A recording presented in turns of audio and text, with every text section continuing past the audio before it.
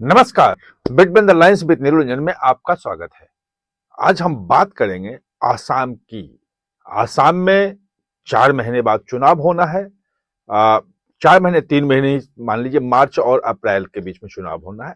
5 राज्यों में होना है: पश्चिम बंगाल, आसाम, तमिलनाडु, पुडुचेरी और केरल में। इसमें चुनाव का टोन जो है वो आज अमित शाह ने सेट कर दिया। लगा कि कांग्रेस से कुछ जवाब आएगा, लेकिन जो टोन सेट किया अमित शाह ने, उसका एक भी जवाब कांग्रेस की तरफ से नहीं आ पाया।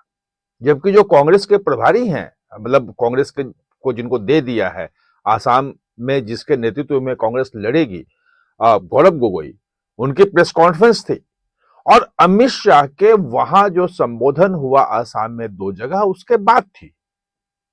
लगा कि कुछ जवाब आएगा और वहां पे कोई बराबर की लड़ाई देखने को मिले, कोई मुद्दे ऐसे उठेंगे जिसमें ये लगे कि बराबर की लड़ाई है। लेकिन जहां तक मैंने देखा, ये कहीं से कोई बराबर की लड़ाई नजर नहीं आ रही थी। क्या है पूरा मामला, क्या क्या अमित शाह ने मुद्दे उठाए और गौरव गोगोई कैसे उन मुद्दों का जवाब न देकर के दूसरी तरफ चले गए, इस पूरे मामले को हम समझेंगे। लेकिन हाँ, उसके पहले हमारे चैनल को आप सब्सक्राइब कीजिएगा, बेल आइकन बटन दबाइएगा, ताकि कोई नया वीडियो आए तो तत्काल आपको मिल सके। और हाँ, कमेंट जरूर कीजिएगा। आप चाहे राय आपकी कुछ भी हो, लेकिन आपके कमेंट से नए पर्सपेक्टिव मिलते हैं और चीजों को बेहतर तरीके से सामने रखने का मौका मिलता है। तो दरअसल अमित शाह जब आसाम में थे तो लगा कि भाई आसाम का चुनाव का टोन जरूर सेट करेंगे, और उन्होंने किया। आसाम के जो सांस्कृतिक अस्मिता है, जो भाषाई अस्मिता है, जो इतिहास है आसाम का, उसको लेकर के ही पूरा का पूरा चुनाव लड़ा जाएगा। और बांग्लादेशी घुसपैठिया, जो पिछले आप कह लेंगे 45 सालों से 50 सालों से आसाम का एक प्रमुख मुद्दा रहा है, आसाम में उल्फा आंदोलन से लेके और आसाम गण परिषद का पूरा छात्र आंदोलन से लेके और तमाम चीजें हुई, इतनी खून वहां बहा, वो जो घुसपैठ है वो इस बार भी अहम मुद्दा रहेगा।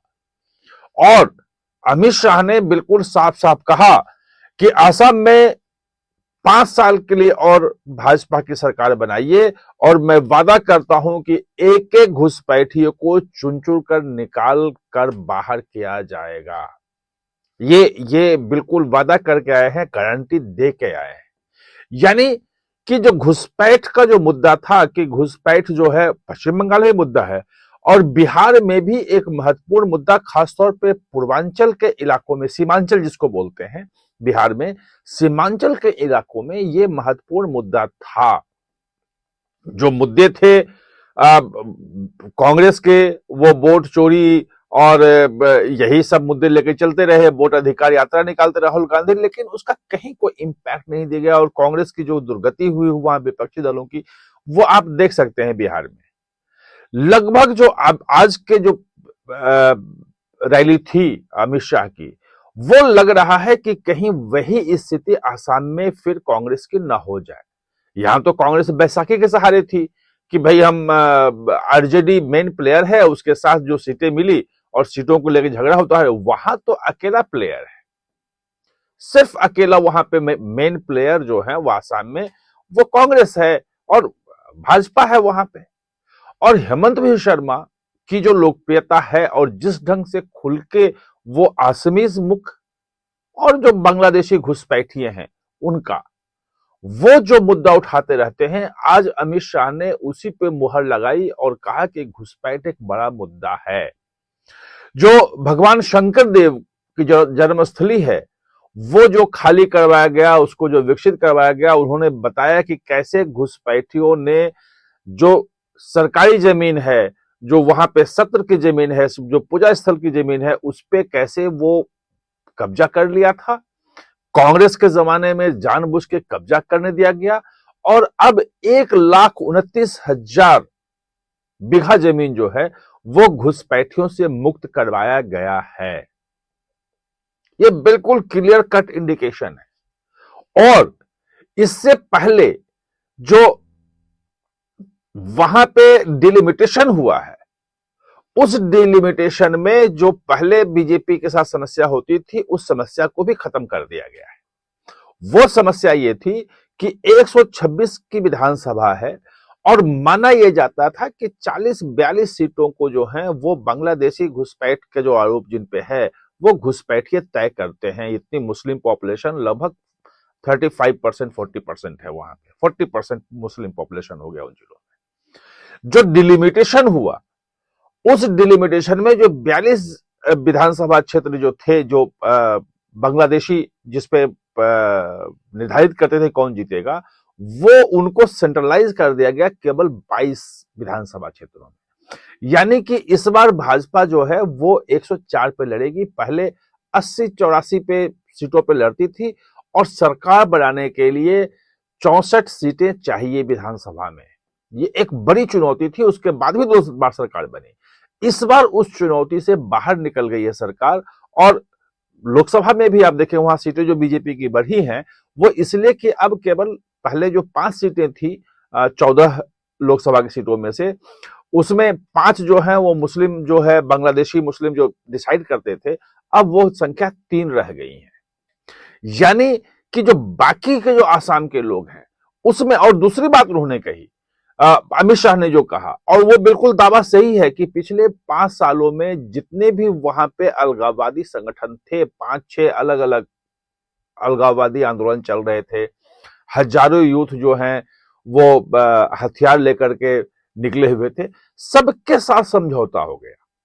और समझौते के बाद उसमें उन्होंने कहा कि 92% वो जमीन पे उतारा भी गया है।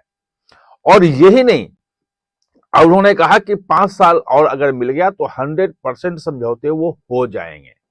विकास की भी बात की कि विकास का है और सांस्कृतिक जो उसका इतिहास है, खासतौर पे लसित बारफुकन जो वहां पे जनरल थे जिन्होंने मुगल आर्मी को हरा दिया था, जिसके कारण से आसाम में इन्वेजन उस ढंग से नहीं, मतलब मुगलों का कब्जा नहीं हो पाया था, उनको किया। गोपीनाथ बारदोलोई को याद किया, कांग्रेस के नेता है, उसको अपनाया भाजपा ने और कहा, अमित शाह ने, और कहा कि कैसे गोपीनाथ बारदोलोई को भारत रत्न हमने दिया। और जो गोपीनाथ बारदोलोई जो हैं वो उन्होंने कैसे आसाम को बचाया, वरना आसाम जो है बांग्लादेश में चला जाता। अब जो बांग्लादेश में हिंदुओं के साथ हो रहा है उससे इसको जोड़ के देखिए तो आपको समझ में आएगा कि जो आसाम में इस बार है वो बांग्लादेशी घुसपैठ एक महत्वपूर्ण मुद्दा होगा। उसको बांग्लादेशी घुसपैठियों को जो बचाने की कोशिश की है कांग्रेस ने, वो उसको एक्सपोज करेगा। इस सिलसिले में उन्होंने IMDT एक्ट का किया, जो इलीगल माइग्रेंट्स डिटर्मिनेशन जो है बाई ट्रिब्यूनल, जो एक्ट 1983 में लाया गया था। और इसी एक्ट की वजह से जो ट्रिब्यूनल बने हैं और ट्रिब्यूनल के कारण ही जो केसेस चल रहे हैं उसमें हाई कोर्ट में, सुप्रीम कोर्ट, ये वो तमाम चीजें हो रही हैं कि किसी बांग्लादेशी को निकाल बाहर नहीं किया जा पा रहा है। तो ये संकेत ये भी दिया कि हो सकता है कि उस एक्ट में संशोधन भी कुछ हो और बांग्लादेशियों को निकालने के लिए इस बार कुछ बड़े कड़े फैसले भी वहां हो सकते हैं। यानी कि कुल मिलाकर के जो आसाम का जो चुनाव है उसमें बांग्लादेशी घुसपैठिए बहुत बड़ा मुद्दा रहेगा, आसाम की अस्मिता रहेगी। और गौरव गोगोई का जो पूरा था, उसे सवाल ही पूछा गया, वो ले दे करके एंजल चकमा की जो हत्या हुई पीट पीट के देहरादून में, उसको लेके वो रहे। जबकि उसमें जो मुख्यमंत्री हैं उत्तराखंड के धामी, पुष्कर सिंह धामी, वो खुद उसके परिवार से बात कर चुके हैं। वहां के जो त्रिपुरा के मुख्यमंत्री हैं वो साहब, वो वहां जा चुके हैं। यानी कि उस मुद्दे पे भाजपा शुरू में, भले ही सरकार ने जांच में देरी हुई और जो भी हुआ बहुत गलत हुआ है और जिन लोगों ने किया है उसको सजा भी मिलनी चाहिए, 4 लोग गिरफ्तार भी हुए हैं। अब यानी कि वो मुद्दा उस ढंग से आसाम के लिए कितना कनेक्ट कर पाएगा, ये गौरव गोगोई खुद समझ सकते हैं। जो आसाम के इश्यूज जो उठाने चाहिए वो आज उनकी प्रेस कॉन्फ्रेंस में नहीं दिखा। पूरा प्रेस कॉन्फ्रेंस हो सकता है कि एंजल चकमा को लेकर उन्होंने किया हो, लेकिन चूंकि बहुत सारी चीजें इन्होंने बताई वहां पे, अमित शाह ने मुद्दे उठाए, चुनाव का टोन सेट कर दिया, तो ये उम्मीद की जा रही थी कि वहां पे गौरव गोगोई उसका जवाब देंगे, लेकिन वो देखने को नहीं मिला। आप हमारे साथ जुड़े, इसके लिए बहुत बहुत धन्यवाद। और हाँ, चैनल को सब्सक्राइब करना ना भूलें, इसका बेल आइकन दबाएं ताकि नया वीडियो कोई भी आए तो उसका नोटिफिकेशन समय पे